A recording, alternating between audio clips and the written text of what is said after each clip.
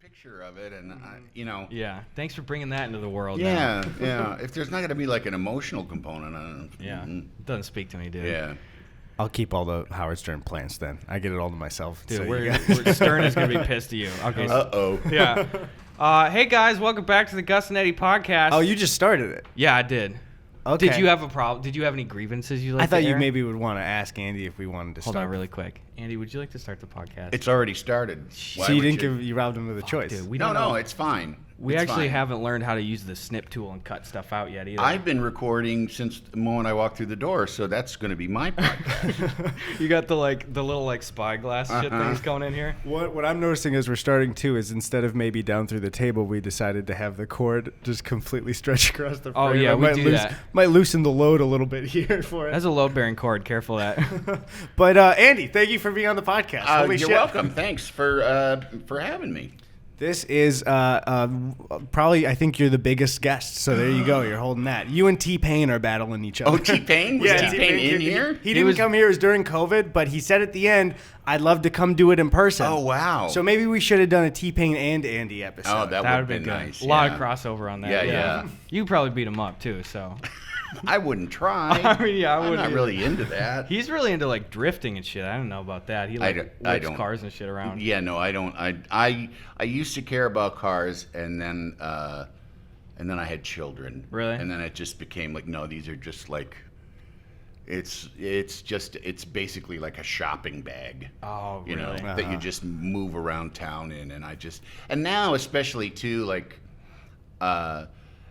cars with pipes that are really loud. I always just want to roll up on some, because it's like when they're revving, but then it's like when they take their foot off the accelerator and it does that.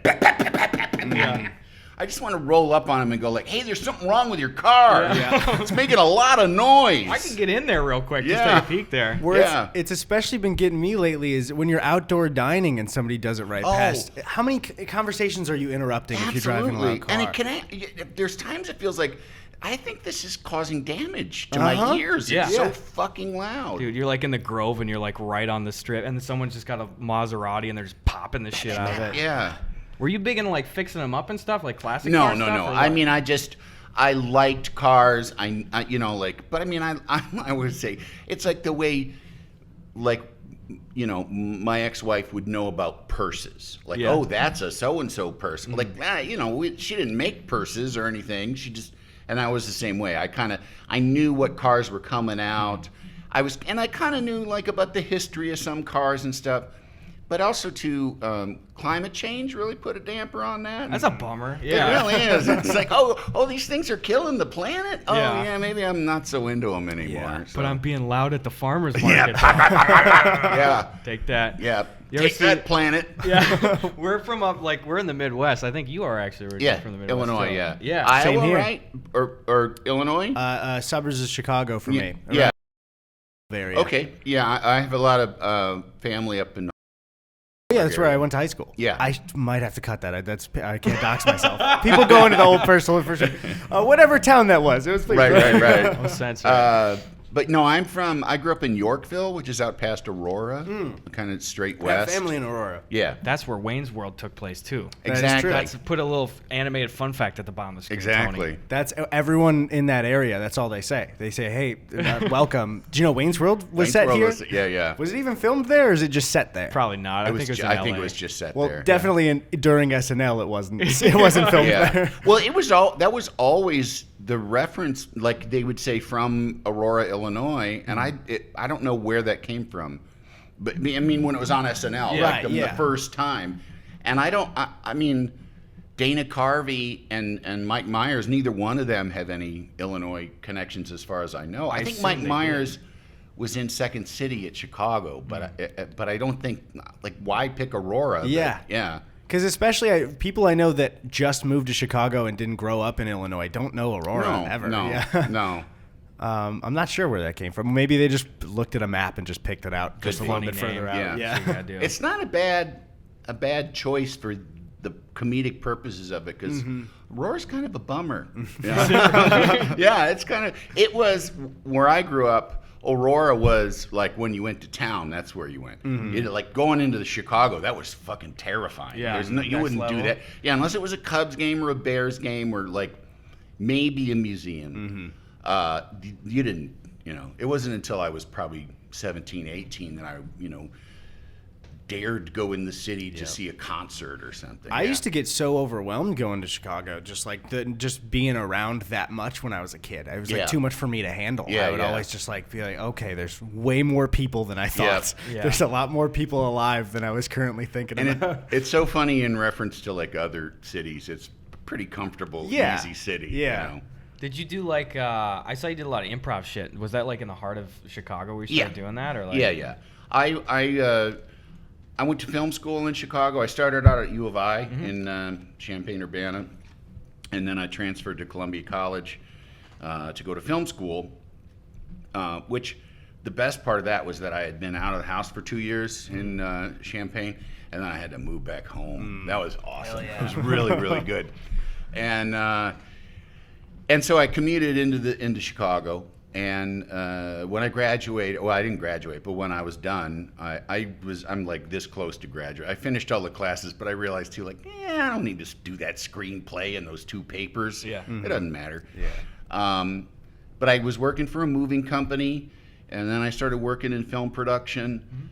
And so I was already kind of, had my eye on working in show business. And I also had acted a lot in film school because nobody knows any actors.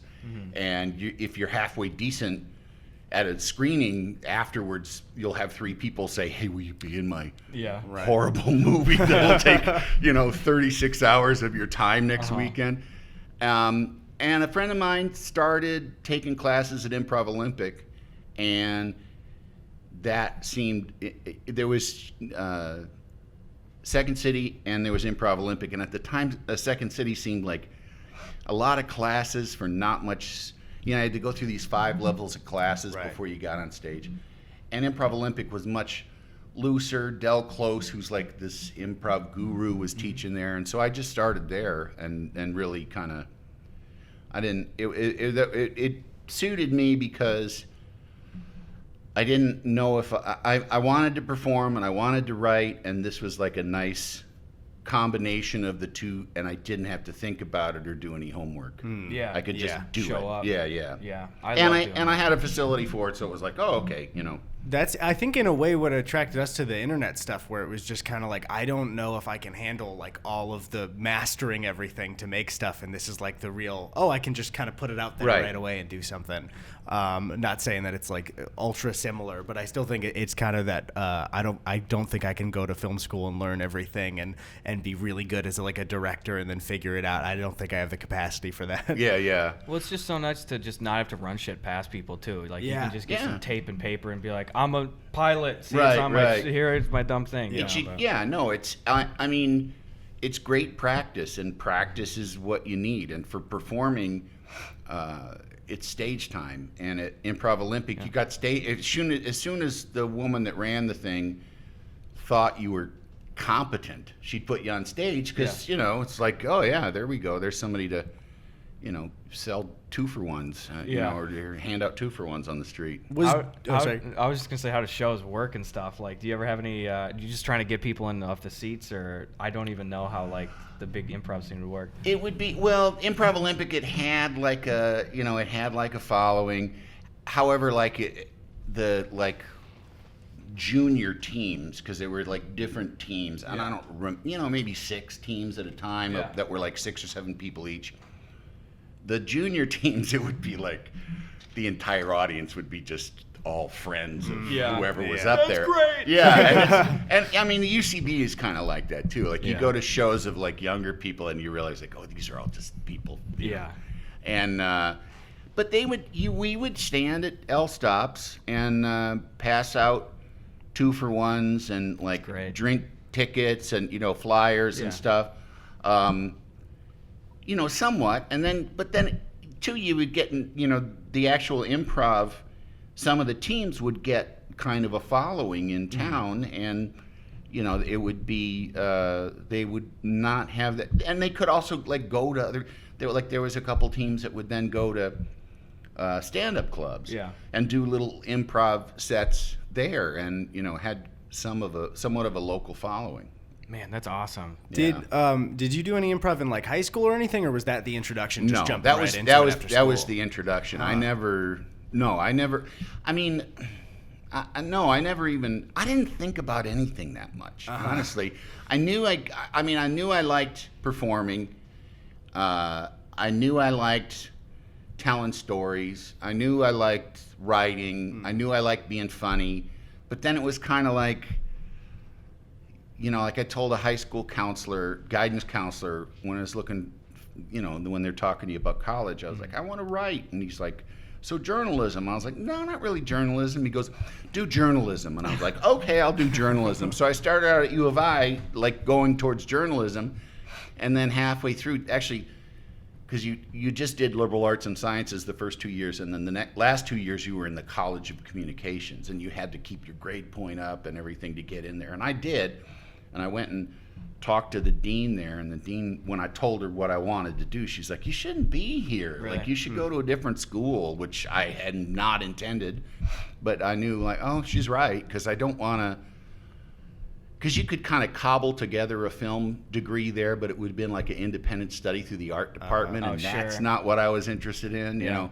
So I went to film school, and and also, too, at that time, there were just a lot of movies shot in Chicago that made me feel like, oh, I can make a living in the movie industry. Yeah. And I wasn't exactly sure where, because I could, and I mean, I started out in film production.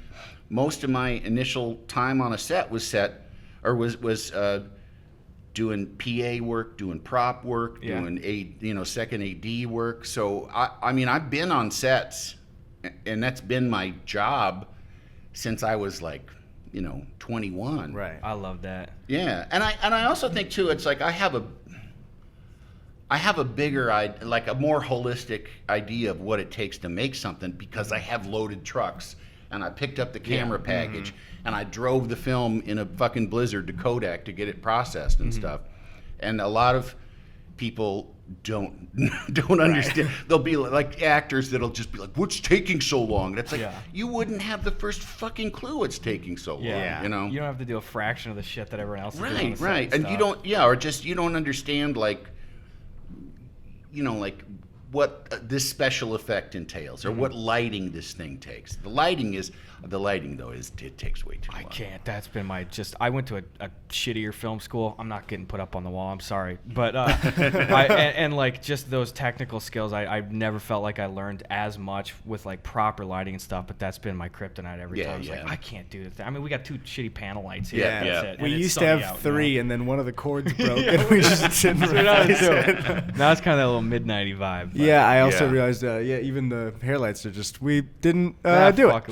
So that's people kind of this see, podcast. People know. They read the title. It looks good. All right. You can see it. It doesn't. It's not. Yeah, people aren't tuning in for the aesthetic. That's just it. Yeah. No, especially not the backlights. I doubt anyone noticed until I mentioned it. So it's so refreshing though. Like that has accidentally been an asset for shit that we've been doing. Is just like, oh, it's really low budget, like feeling and like kind of homegrown-y semen. Like very semen heavy too. Again, very semen heavy. Very semen heavy too. We scrub it though. Don't worry about it. We were talking about that. Scrub it, but no soap, just hot water and a paper towel.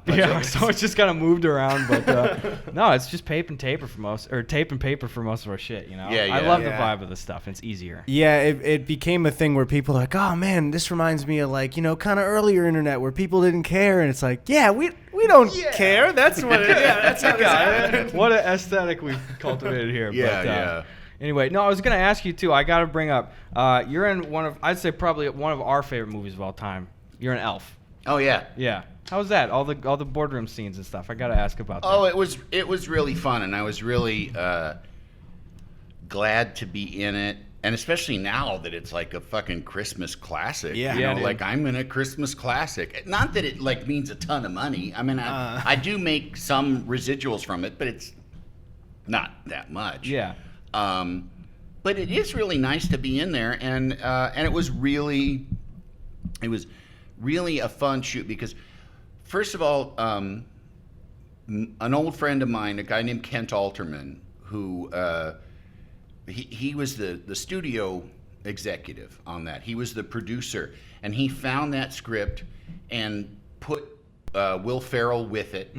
And kind of like against the wishes of a lot of other people. They're like, could he really carry it? And he's like, trust me, this is meant for him. Really pushed it. I don't know if necessarily he cast me. I mean, because I could get cast in things without a friend putting in a good word for me. But at any rate, my scenes were all me, Kyle Gass, Amy Sedaris, Will Ferrell, and James Caan. And I get to spend like a week and a half, 2 weeks with those guys. Yeah, that's great. And first of all, like, James Caan started out kind of being like, he's kind of like a hero to me. Like the movie Thief, when I told you like some of the movies that were shot in Chicago, that's a Chicago movie. Michael Mann made it. Still remains one of my favorite movies. But at the time, it was tremendously exciting to me. That like seeing this movie and knowing like, oh, that's I know that used car lot, that was really exciting to me. So meeting him too, he's James Caan. He's just like, Jewish cowboy gangster. And when we started out, he was kind of like doing this actor thing where he needed, Jon Favreau was the director. And actually, Favreau, I was on improv teams with Favreau. Like I've known Favreau since like 1989, something like that. So I knew him too, and he was like, needing John's attention, which is very much an actor thing. There's just a lot of actors and actresses that they're like, this isn't and it isn't like they're not really learning anything. They just really need the attention to kind of just, I don't know, calm them like an animal or like a dog or something. Is it like asking a lot of questions and stuff? Yeah, like, John, what about this thing? Yes. And I mean, and there's different levels of it. Some of it is just that like actors are weird fucking high-strung people generally. Like, and so that like, and then there's other ones that it's just an abuse. Like I've been on sets with people that are just a tiresome pain in the ass, Yeah. But Amy Sedaris especially has such a strong personality and is one of those people that insists on having fun all the time, which is just like the best. I love that. And then me and Kyle knew each other. We actually used to play poker with Kyle at his apartment very regularly until the money got too high and it got too serious and everyone got too mean. Like, like Kyle would, it was like Hold'em, and and you'd get say like like a pair of threes, and so you're like, all right, I'll bet $5, and then he'd just go like 150. Just not even. Just not raise even you like 100, and you're oh, just come like, on, all right, man. well that's fun, yeah, fuck you, I'm out, And I mean, and it wasn't just him; it was other people too, and also there were people. There was like hugely varying income levels at this game. You got to have that awareness, though, of like, let's find the median for the bets. I know, but it went beyond that. Yeah, damn. But there were a couple people who could not afford to lose a lot of money who would lose. I mean, like, bummer. I went home there one night with like $1,500 in my pocket. Yeah. It was like pretty decent money, But then there were other people who couldn't afford it who would lose like $2,000. Dude. And that was, like I got compulsive gamblers in my family that like have destroyed their finances, and it's like, this is not fun. Yeah. But Kyle I knew real well, and Kyle we've been friends for a long time, and Amy was just so great, like, and she would, like fuck with you off camera while you're doing stuff to try and fuck you up, like just to make fun of you and make faces and shit, which I find tremendously exciting, and it just makes me lock down and focus even more. And at one point, James Caan was like, we were shooting something. And he's like, you know what? He goes like, it's obvious you people just want to fuck around, so let's just fuck around. And we were like, yeah. And he started calling us his fun bunch. You're my fun bunch. And I think in the movie he refers to me and Kyle. He's like, what are you guys, my fun bunch? What can you do for me? He actually used it in the movie. And then also too, we're all staying in the same hotel in Vancouver, and every night we were down in the bar having drinks, and James Caan was there every fucking night. Like, wow. Oh, and he's just so much fun and so great, and like a jukebox with stories. And Amy would definitely take advantage of that. She would just go like Barbra Streisand, and you go like, oh fuck. Well, when I was in Funny Lady with her, and then would have this long story about her, and one of the best things was that in the bar once, we're sitting at tables, and it's a little hotel bar. It's always really crowded, and we're all sitting. A bunch of us from the movie are sitting around kind of two little tables, and James Caan walks up. Jimmy walks up with this like really pretty 50-ish, 60-ish kind of woman. Yeah. And he goes, hey, everybody, meet whatever her name was. Like, meet Marianne. Apparently, we fucked. Really? Yeah. In the 70s, apparently, we fucked. And she was just, like, laughing. Like, she was like, yeah, we did. So he's a hotel bar guy. Where you know, like you can tell they got their big card and stuff, and they're away from the wife for the weekend. Yeah. Sweet, I really like that guy. That's so funny. That's great. I feel like especially even in the last 10 years, I see Elf put as people's favorite classic for it kind of all the time. It's really, I feel like every year it goes by since it like rises up in the ranks for like what kind of Christmas classic it is. Yeah, there's a funny clip of Jack Black being asked outside a premiere, like, what's your favorite movie? He goes like, Elf. It's a Christmas classic. And they're like, what about your Christmas movie? And he goes, I did a Christmas movie? And he's like, oh, and I think it's some like Nancy Meyer, like, I don't know. He's like, that one. That one's really great too. That's hilarious. Yeah. I remember going. I was in a high school basketball tournament. I was really sick, and my family didn't go to a lot of movies pretty often. Like you know, my mom was a real penny pincher, you know, and we went out to Elf, and it was the hardest I've ever seen my dad laugh in my entire life. And that's great. There's something about like especially like so much of like the shit that I do and stuff is like trying to make my dad or my mom laugh, you know. Yeah. And something about like having your dad just get hit with a gut punch, just like a big old beefy dad laugh. It's like, oh, that's fucking fun. I remember a really great day for like it was like end of my high school experience. One of my Spanish teachers. There's always that energy in any school before like a summer or winter break where like nobody gives a shit for one day, and you're like, wow, this rules. Yeah. And my Spanish teacher put Elf on and just kept replaying Will Ferrell getting hit by the taxi and was making himself cry, and he'd never been like that fun before. So it was just so weird to like see his joy for it. I love when somebody shows me something that really cracks them up and they're just like destroyed by it. Yeah, It's like my favorite energy. My favorite is when he goes up like to put the star on the top of the Christmas tree, and he goes off frame and then runs through and jumps on the couch and that gets me every single time. The behind the scenes thing that I don't know, because it was just one of the I know when they were just like walking around New York doing stuff. Where I'm always curious about the gum scene, whether they put like a board, you know, where he picks the gum off the rail, and I'm like, even if there's a board put there, still pretty gross. Like still a commitment. I wonder like what they did for that. I'm sure they sanitized it, like really like bleached it and then put like. It's just the idea. I mean, I don't know, if they had Will chew pieces of gum or. I mean, because I could also see him going like, whatever. Put some gum in there, you know. I like that. I was gonna ask you too. We had a number of questions too when we were like we put it out there about Mort from Madagascar specifically, and I wanted to know, like, first of all, do you plan on doing more voice acting stuff? Like how? Yeah. I mean, I'm auditioning. I audition for stuff all the time.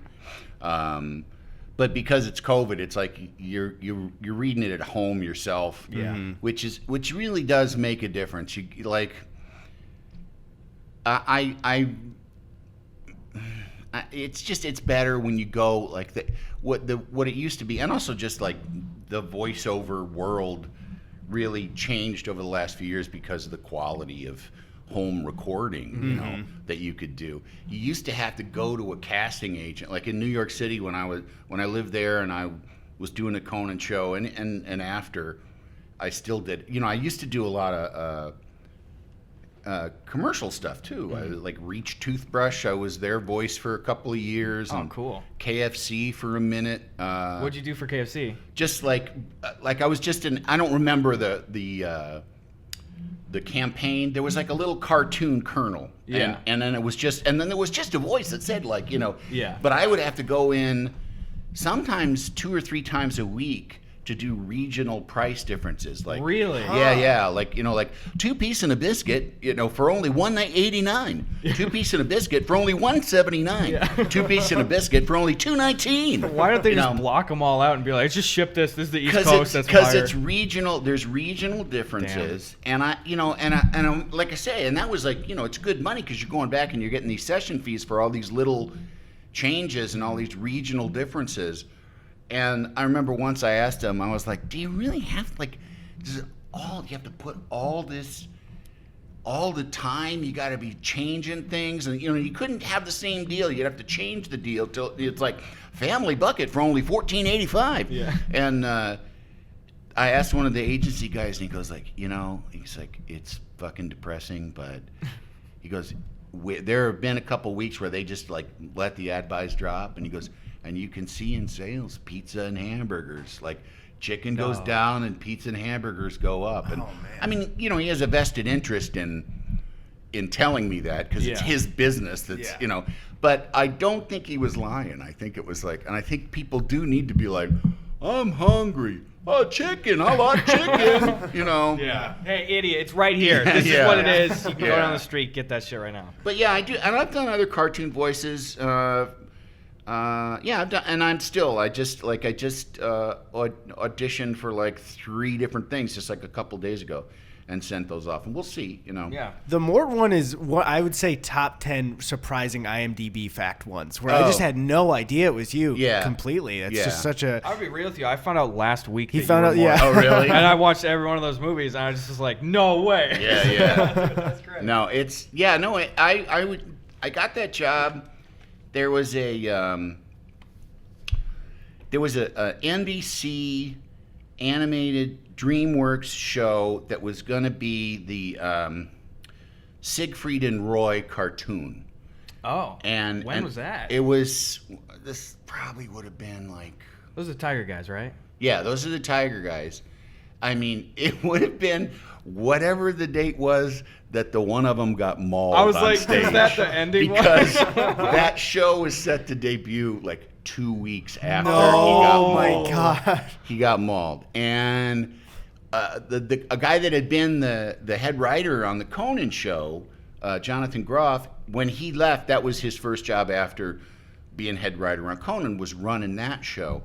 And it just was like, the guy was like a vegetable. And then like the cartoon versions are like, these silly Germans running around like this with all the animal friends. Yeah. And apparently Jeffrey Katzenberg, who ran DreamWorks, I heard, got on his hands and knees in front of the president of NBC to say, please put the show on the air. Please put the show on the air. Oh, yeah. And I got a job on that playing like I think I was like a lovelorn panda. Okay. Like a panda that couldn't find a girl or something like that. Yeah. Or was too shy to mate, or whatever. And at the end of that session, when I got in, or on my drive to it, they said, oh, and there's another DreamWorks project that at the end they'll have you, they're going to just record you trying something. Yeah. And at the end of the session with the panda, a whole new group of people came in and they showed me like artwork, and it's, oh, these are lemurs, and there's different kinds of lemurs, and we want to try you for this one. Yeah. This little cute one. And there were like 4 different versions of it.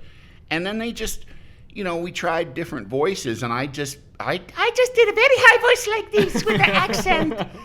Because they said it doesn't have to have an accent, but I did one. Yeah. And they liked it. And I mean, and actually the accent was just a lift from Robert Smigel and Triumph the Insult Comic Dog. Oh, yeah. Because Robert has the opinion that every dog's internal voice has an accent. Like there's no dogs that sound American. Yeah. Like every single dog has some kind of accent, like this. Yeah. No H. John Benjamin dogs running No, around. no. It's all like every dog has some kind of accent. So I just did an accent like that, and then I didn't think about it. And then like literally 4 or 5 months later, they were like, oh, they want you to record again for that thing. And I was like, what thing? That thing that you did, the DreamWorks thing? Yeah. And I get there and they're like, oh, here we go. This happens a lot when you do with a cartoon. They'll have you come back a long time later because animation takes so long, and you have to hear what you did. They'll play back a reference for you. So I went in not even quite sure what they were talking about, and I'm like, oh, okay, this. Yeah. And then it just it slowly built, and then it was this huge, the debut of it. It was by far, 1 to 2, one, I got paid okay. Yeah. And I was like, it's okay. Then the next one, and they started the deal for the next one 3 days after the first one. Oh my God. Yeah, I bet after that release. Yeah, they were just like, yeah, let's do it. And for the negotiations, they just called my manager, and they always talk like Jeffrey Katzenberg. They would talk about him kind of in a very royal way. Yeah. And they called my manager and said, Jeffrey would like Andy to reprise his role, and we're just going to put a 0 on his price. So they basically gave me 10 times what I made. I was like, oh yes, that sounds good. Yeah, I will do that. Yeah. And that's that is truly the biggest inverse of work to money, just in terms of how much time I actually had to go in and record, and in the third one we made less. The third one they changed because they weren't basing it on DVD sales or anymore, because now it was uploads, and so they changed the math and the algorithm so you didn't get paid nearly as much. But I feel maybe it was the second one. I feel I spent more time promoting it than I did actually recording it. Boy, how's that? Do you like doing the promo circuit for stuff, or is it just a slog? Yeah. It's gross, and I haven't had to do it for a long time. I've been on Conan Island now for 10 years, which is just a different place. It's it's like a mom and pop shop. I stay in town. The last 10 years, I got to be home for dinner for my kids. So it's been, there's a lot about the last 10 years or so that's really great. But then there's also I didn't get, it's not travel and this kind of the sort of change that I sort of thrive on. But wait, what was the question? Well, I was just even asking but there were so many of them. It was the press thing, but also still, I'd love to keep hearing about this too. Yeah. The press thing. Press junkets are fucking, they're just gross, especially if it's.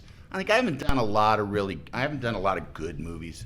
Do I keep doing that? I'm not sure what that pop was. Some shit. It might be me fucking with this. Oh, okay. Is it the tower case? Is it? No, I think it was me. I think it was both times it was me moving this cord. Okay. That's weird because their setup is airtight, so I don't know why I would be doing that. This whole setup is super professional, and wouldn't gust of wind wouldn't blow everything. Yeah, no, that's so true. Can you see the levels for everything? Can I eyeball it and make sure everything's good? Yeah. That's what I did. I checked the numbers. Yeah. No, it sounds all good. Yeah, okay, we're good. You should get a hand mirror.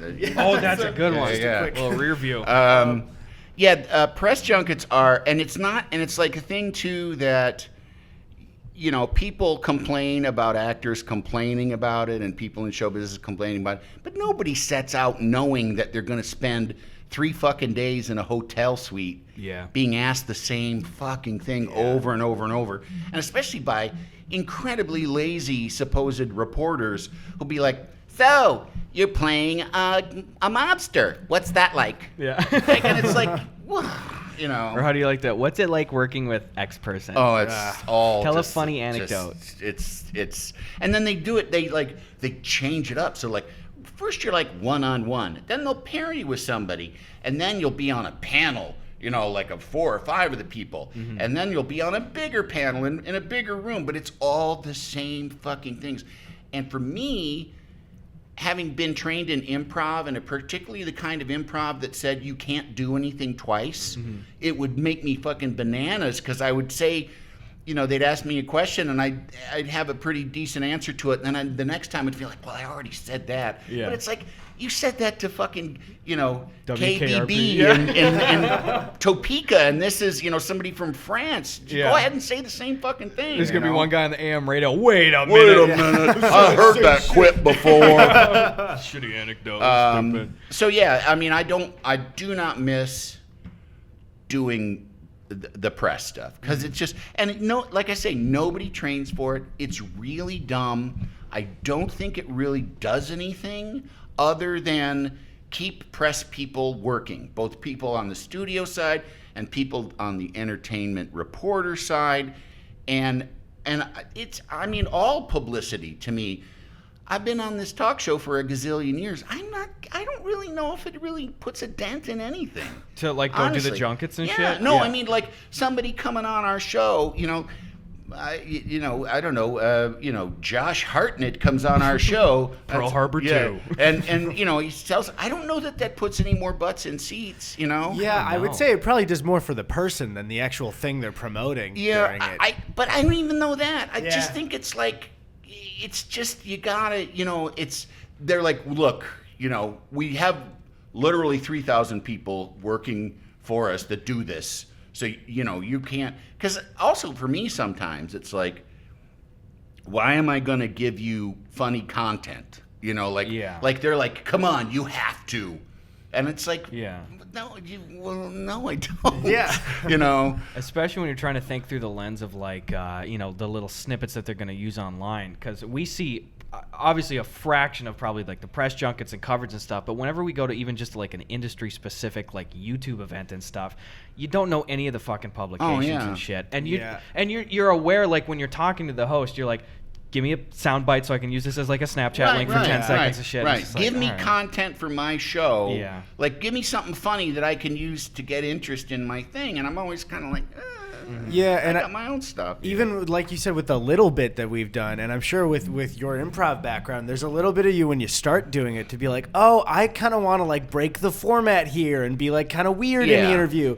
And then you do 2, and then you do 3, and you go, I can't keep this energy up. Fuck, I can't whatever. do it. And it's like we try to do this stuff where you're like kind of fucking around, and you're not like disrespectful to the person of like, fuck you, this is a joke. We did one where we kept downing Listerine, the Listerine little breath things that really burn your tongue. We would have like maybe 15 to 20 while we were doing the interview and make ourselves cry. Yeah, and then try to redirect it back to Listerine, just like we were doing an ad for it. Yeah, but it's just that you realize these people are like, whether or not they're aware of it, they're programmed to be like, I'm not buying into this. Right. This is there's no fucking yes and for me. Also, no one gave a shit that we did that. No one gave a shit. It was like 200 views on YouTube. I don't know. I remember some press line, and there were, and I wasn't trying to be a dick, but like somebody obviously was interviewing me in like a character. Yeah. Like they were doing this character, and it wasn't that good. They weren't that good at it and stuff.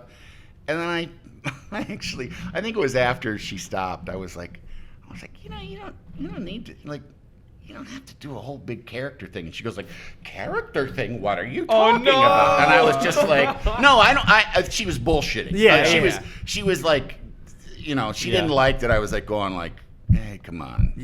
Come on, dude. You just relax. Because, that's at least like a little maybe human moment you can have. Right. And then to hold the characters like, nope, you're still in the press junket. You're still here. I remember the guy, that Carbonaro guy, or Carbonaro, that guy. He was on our show, and he did some trick, and then we went to commercial break, and I just was like, so how does that work? And he was like, are you kidding me? Oh, my God. And I was like, oh, come on, buddy. Just fucking, like... Yeah, it's like Yuri on The Tonight Show. I guess I'm used to... Well, I'm used to, like, having, like, met Penn and Teller a gazillion times, and they'll tell you. They'll just be like... Because that's kind of their thing, too, is like... Well, this is how it works. Because it's still, to me, interesting that you can, like, obviously it's a fake. I don't think there's real magic. I don't think you're supernatural. Right. This conversation's done, by the way. So get out. That was our one rule I should have told you before. Don't tell Gus magic isn't real. This is pretty much only 3 to 6 year olds listen to this. So Santa and Elf was real too, by the way. So anyway, you were saying. I just kind of feel like, come on, we're all whores. Let's talk about whoring. I get you. Yeah. I was gonna say, at this point, you've done so many projects in so many areas. You've done television and movies, animation, like all this stuff. What do you want to do now? What do you like doing the most? I don't know. You got time to figure it out. I would like there to find out I have a a rich relative I didn't know about who dies and leaves me a ton of fucking cash. That's kind of like a question I've been trying to answer my entire life and through tons and tons of therapy, because most of what I have done has been to put myself into collaborative situations where it's kind of like, well, okay, we're going to get together and we're going to make this show. Okay, we're going to make this show. And I have written some, like I've had pilot stuff, and pilots I've written, and a sketch comedy show I tried to get made, and a screenplay that I had that I wrote. But I don't have that. I know a lot of people who just have this like burning ambition where they can't not be doing something. I can very easily not be doing something. You know, I mean, I once joked to Jeff Ross, the executive producer on the Conan show, like a few years in, back in the 90s, we were talking about winning the lottery, and I said, honestly, I think if I won the lottery, you might not see me again. He goes like, really? And I said, no, seriously, I really do feel like you might not see me again, because I can be like quite happy making dinner. I like to cook. I like to hang out with people. There's lots of leisure activities I could take advantage of. But now, I mean, I gotta figure something out, and I'm developing some animated things, and I have different ideas, but I've never been. I got terrible ADD, and I'm terrible at sitting down in front of a blank computer screen and filling it up. I need somebody there with me, just in the same way that like, COVID aside, I've gone to the gym, since the 90s, when I could afford to pay someone to meet me at the gym and work out with me, because if there's not someone there that I'll disappoint or have to pay anyway, I won't go to the fucking gym. Yeah. And that's just like, I realized that about me. And it's not entirely healthy, that like I need someone else to prop up my reasons for doing something good for me. But, I'm old. I'm used to it, I guess. I mean, honestly, similarly, right before you got here, we had a similar conversation about us two, where like in that way where it's just kind of with certain aspects, it's like, I need somebody to help me here, or I'm just going to like kind of just shut it out and ignore it completely. Yeah. I think it also works out though in like good collaborative ways then when you need somebody for it too, because it's somebody to bounce off of. It happened, and I mean, and it almost everybody, especially like in comedy, or people that I know that that have done well, they are partnered with people. Like Will Ferrell had Adam McKay, and they worked together, and they bounced off each other, and they informed each other's work. And now they're kind of like off doing separate things. But I had Conan, but we were doing this one thing, and in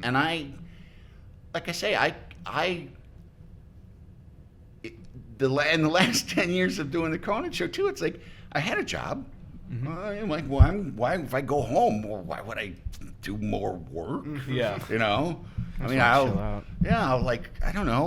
plant something, or fix that garage door, or No, exactly. We need a new garbage disposal. I'll put one in. Yeah. We talk about before, like, we had a lot of that energy too. I don't want to speak on Eddie's behalf, but of like kind of coming out of like the college environment of, they're like, fuck you, I don't want to do this kind of thing. And then you realize, oh man, it was kind of nice having at least a structure to say like fuck you within, or like somebody was like, well, you got to show up on this day, and that kind of thing. So, and it's like same with like working out stuff. Like if I had a reason to like go down and play like dodgeball at some rec league or some shit, and then be like, oh, I want to find those, I gotta go get that guy Stan next week, I'm gonna hit him. Like I'd get in shape, but I can't do that because what am I gonna go run? That seems like a waste of fucking time. But on a podcast, I could do that and make a burrito anyway. I don't have to go run for the shit. So no, I get you there, but I don't know.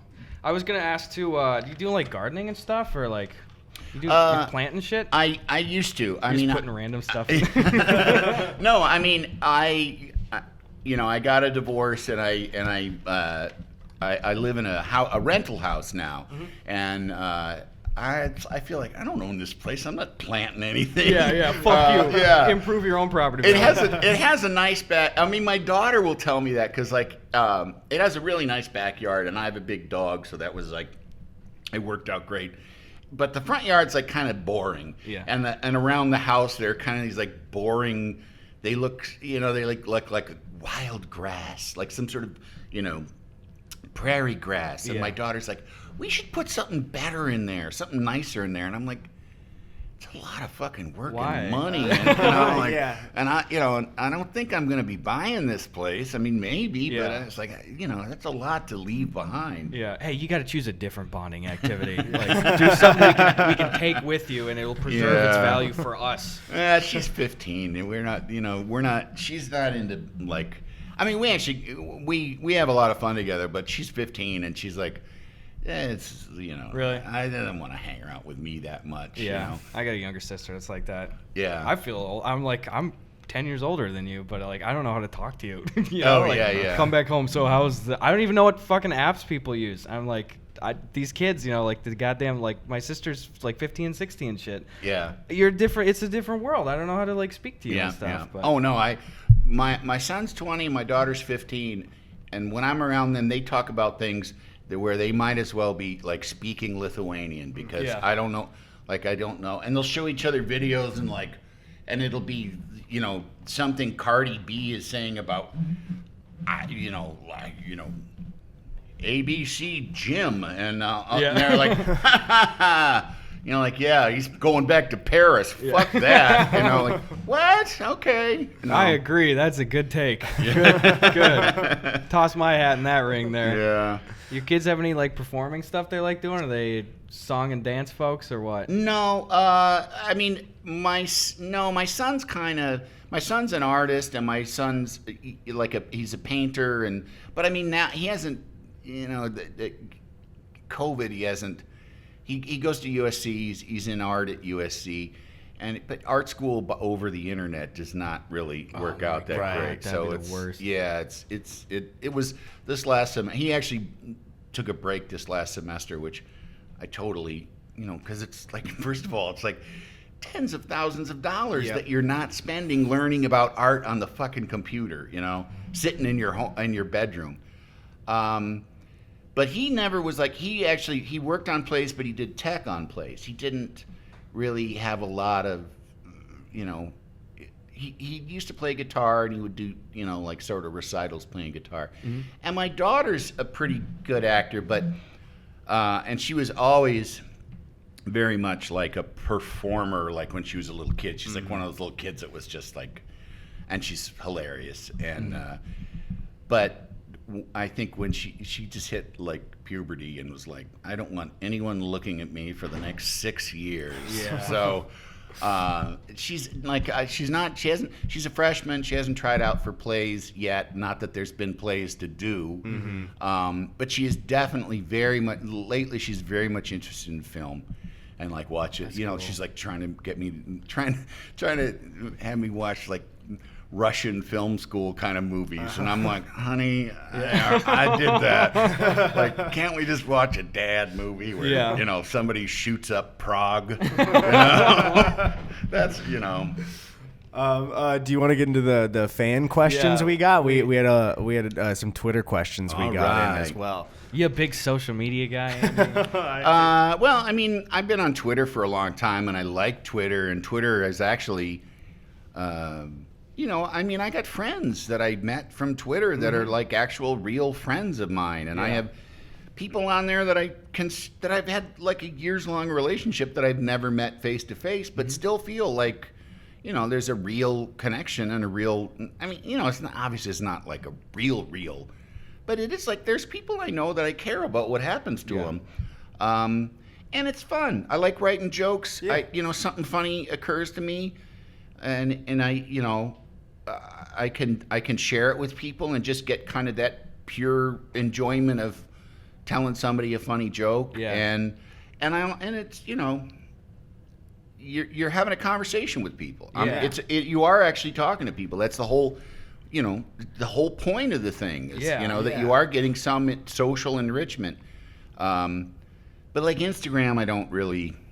Yeah, I don't get it. Yeah. I mean, I get it, but I don't. It's not like thinking up a joke and kind of like taking a few minutes to really choose the words. You know, like to really craft a little fucking joke about being stuck in traffic or whatever. Yeah. Like that's me. But like, I'm gonna shoot a little video. Yeah.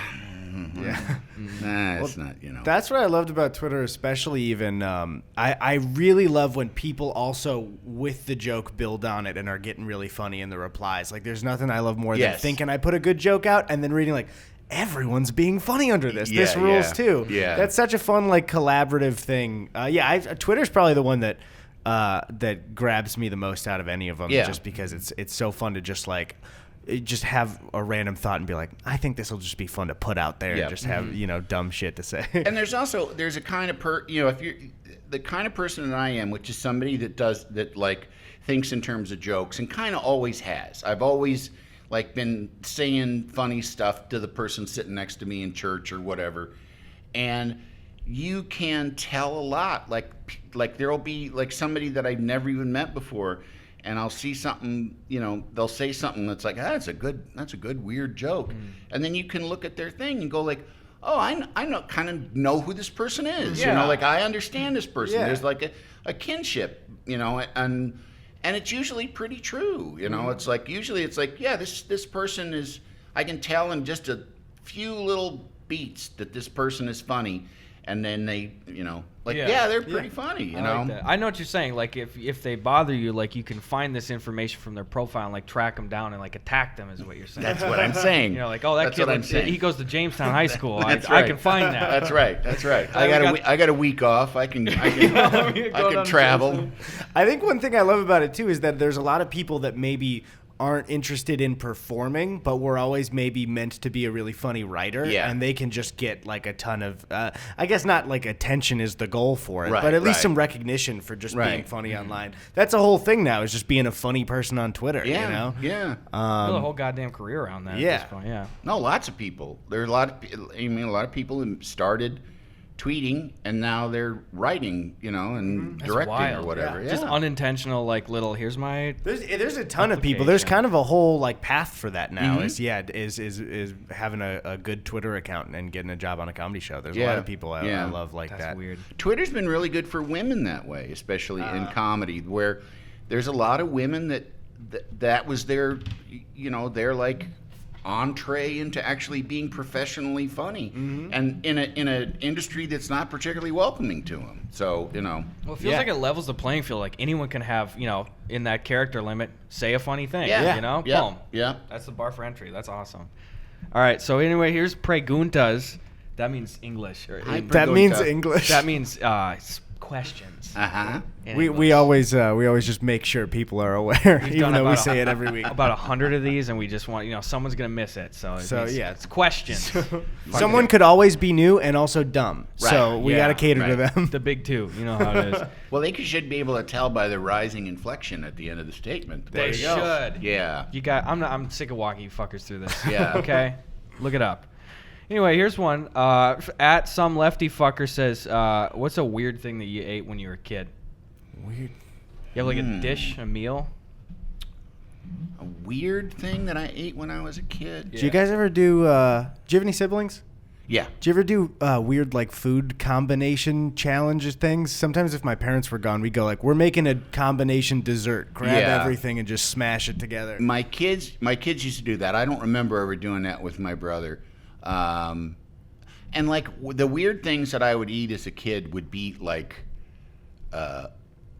like just like sad little fat boy things, like 3 slices of bread with butter. Yeah. And then my grandmother, who was like such a fucking facilitator, my grandmother once took me, because my mom got divorced. We moved back into my grandparents' house, and my grandma told my mom, like, I can't spend my days taking care of your son. you have to put him into a nursery school. That's what they called them then. Yeah. So my mom went to the trouble to put me in a nursery school, and then and I hated it. And almost every day my grandma was like, well, just stay home with me, or just come with me. Like, she wanted me around, but she just had to be mean to my mom about it. Mm-hmm. But she took me once to Marshall Field's department store, and just like shopping, and then we went in for like just a snack, and I had a hot fudge sundae, and after I finished it, she went, does that taste like more? And I was like, and I was probably, I was probably like 6 or something. Yeah. And I was like, yeah, okay. Yeah. But, and like, I obviously remember that. And like, no, I should not. You shouldn't allow that. That's like, one is maybe more than what the kid should have been eating, Yeah, especially, I mean, I'm sure, do you remember getting sick at all after that? Because I feel like that's why. No, I mean, no, in the fucking Midwest, it's like just... Dude, it is power, and but she used to say like, oh, look at this poor boy, he's so hungry, he's just eating bread and butter, and it's like, no, that's actually, there's some psychological problem going on here, Grandma. Maybe we should think about it. My mom always used to make I love my mom. She makes good stuff, but she had such shitty snacks. And one of the things that she'd make all the time was called chocolate haystacks. And it was just like pretzels. It was literally raw oats, unground, and melted semi-sweet dark chocolate chips. And that she just put it in a pot and heat it up in a stove. And she said, here, chocolate haystacks. Didn't you say you love chocolate haystacks? Okay, I did, but they objectively sound gross. I got to defend your mom here, because she's probably, if she's listening, she's going, you liked them. That's fair. I had to tank my mom. She should have baked the oats first. She should have baked them at least. She should have baked the oats first. Toss them in a little bit of melted butter and bake them, and then do your chocolate haystacks. Oh, we didn't put butter and stuff. That's too unhealthy. You have to do like canola oil. Okay, that's fine. At worst. Fine. My mom will still to this day, she grinds her own wheat berries to bake bread every week. That's how like OG she is. She's like, she made a big investment about like 15 years ago. She's like, I'm gonna get this big Nutrimil like wheat grinder, and we're gonna do all of our like oats and stuff. Like, so she goes to a buying club every month where it's like in a Baptist church parking lot, and then herself and a bunch of other like moms who homeschool people fucking and stuff. weirdos. Just go out there, like every one of kind of like Dwight's family members from the office, like go to this buying club once a month, and they will buy like organic shit wholesale, and she'll come home with like 50-pound bags of wheat berries and be like, all right, we're grinding them up. And does it really save that much money? I mean, it probably saves her $2 a month. Oh, and so much trouble. And I tried to sit her down. I was like, Mom, there's a concept I learned in economics called opportunity cost, and we got to just calibrate a little bit here on some of this stuff. You got to put a price on your labor. Yeah, I was like, I don't think we need this barbecue sauce packet from 2008 anymore. Okay, we could just go get a different one. I mean, well, I do understand. Like, I do like making my own stuff, and I was actually just talking to my daughter today because. I like to fish, and like she's like, it's really exciting to catch something and then eat it. I was like, yeah, it sure is, Like, that's it's great. Like, and because we were talking about trophy fishing versus, and I don't like to trophy fish, but man, I love catching something and then frying it up, It's the truest form of doing it. It's the classic way. Basic. Yeah. When my son was little, he was really into aquariums, and when we started taking him to like Long Beach, or we would even go up to Monterey, which is an amazing aquarium, and he always would be like going to the aquarium would make him hungry for fish. And I always like, it was so, it's like a little bear or something, Like, man, I want to eat those. That's great. What do you usually whip up at home? Oh, lots of stuff. I just made a big pot of my own ranchera sauce. I saw a recipe for homemade ranchera sauce, and made a huge batch, and then you freeze some, and I sent some home with my daughters at the other house so they could have it, and I made some chicken enchiladas. I boiled up a chicken and made some chicken enchiladas last night. Damn. And I gotta cook more. It's really fun, and it's like building something, but it's like building a table, and you get to use the table, and it's the same thing. It's like you build this thing, and then you get to eat it. Yeah, I gotta separate the building from the ephemeral nature of meals. To me, is just such a bummer, which is so against the it's like I will work for hours on this and then it's gone. Yeah, it's such an unhealthy mindset. Yeah, that was a barrier, and I'm not good at cooking. My girlfriend's like really, really good at it. Yeah. But the thing is, I know when she makes something great, that's not what I'm thinking in my head. I'm not like, oh, it's gone. I keep it as a memory always, and I'm like, I love that thing. Please make it again. But then when I think of making my own stuff, I think it's because I'm not good at it yet. So then the thought is like, oh, well, then it'll be but it's not a waste. It's a skill you work on. No, if you're good. If you're good at it too, it can be really fun to just just wing it. Just just make spaghetti sauce. Make a marinara, just or make a soup and just I'm gonna throw some kale in here.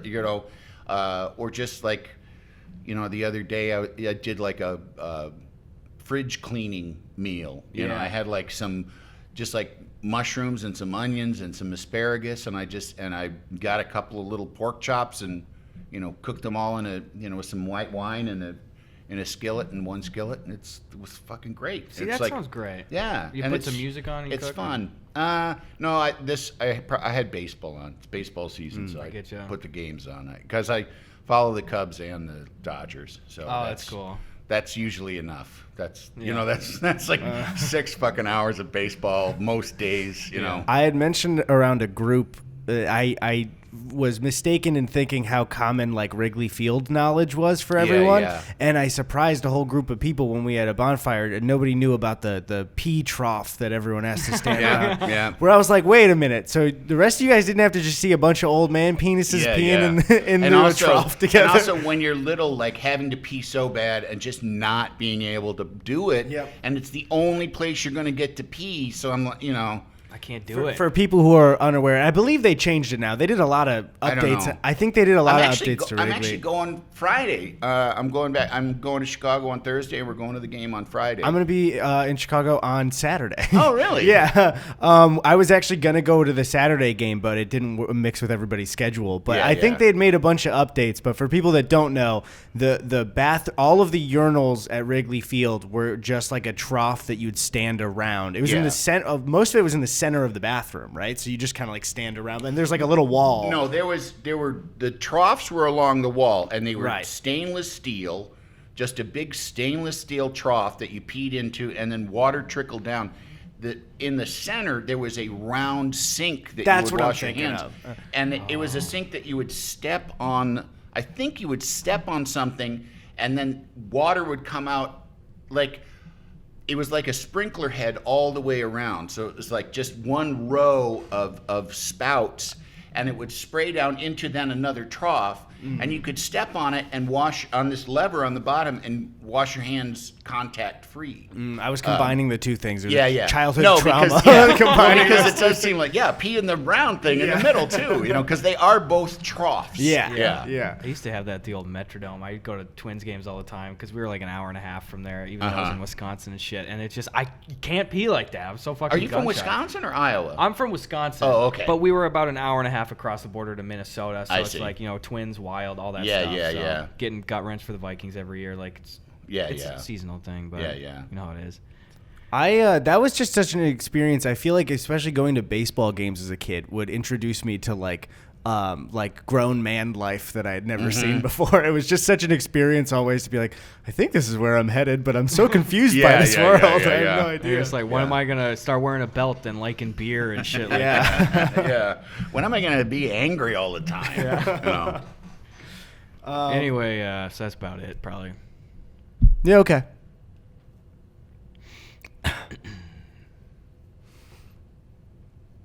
I'm gonna go. Yeah, that's fine. Yeah, that's fine. Get out of here. Yeah, get the hat. Take your trash with you. Take the trash with you. Take the trash, please. It's not trash. I'm still drinking it. It's trash. That's trash to me.